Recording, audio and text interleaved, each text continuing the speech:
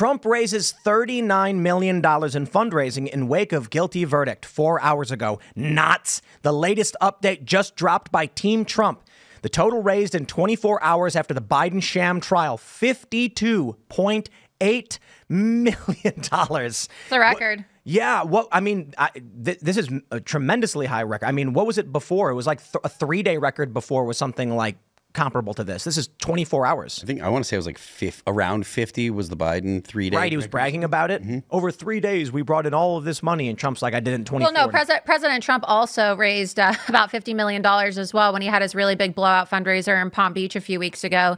But that was over about a week or so. The fundraiser itself took place in an evening near Boca Raton, Florida. But the accumulation of the funds, of course, took place throughout the week. So, this is a record, though. This is a 24-hour record. And it's small donors, almost entirely small donors. So I personally donated the maximum because I am moved by this. When they announced the guilty verdict, we all knew it was coming. Yeah. But man, did I have that sinking feeling like these gloating Democrats on MSNBC and CNN have no idea what they are doing. They are, or they do, and they're intentionally burning the country to the ground. I saw that, and I saw a bunch of these posts on X where people, I love them.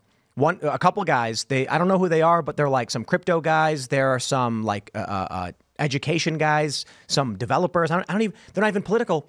And I see this post from a guy, and he's just like, these people are destroying our country. I can't take it anymore. I don't care about politics, but I'm donating to Trump right now. And I was like, wow, dude. Yeah, I wish I could see the breakdown of first-time donors. Like, first-time, it's wild to me. And also where they are, right? Like, it'd be interesting to know if this really pushed people who are in blue-dominated areas. Because I think there were so many people.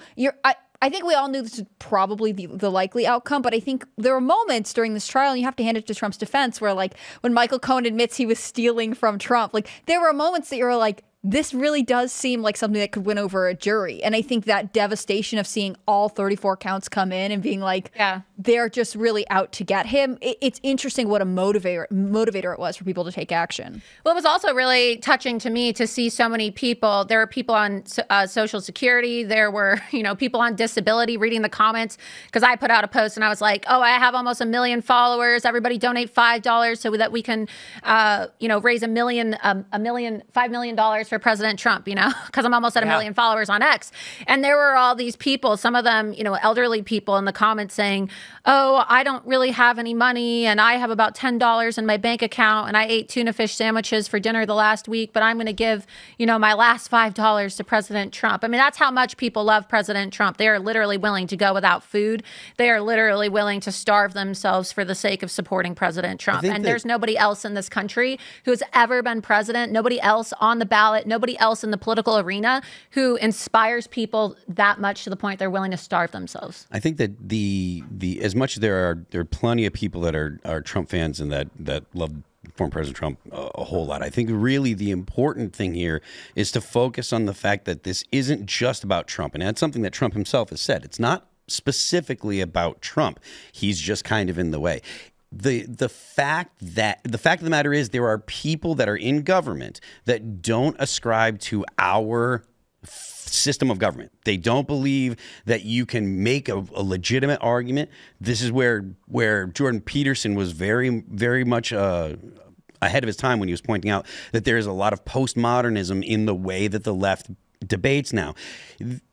People that don't believe that you can make legitimate arguments. They believe that the arguments are won by emotion, by convincing people that the feelings that they have are right.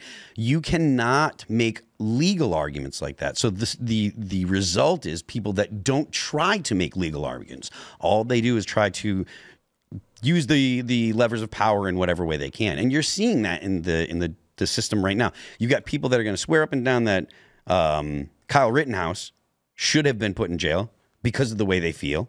And you got people that'll swear up and down that this is a legitimate trial and that this is the correct outcome because of the way they feel, regardless of the evidence that's presented.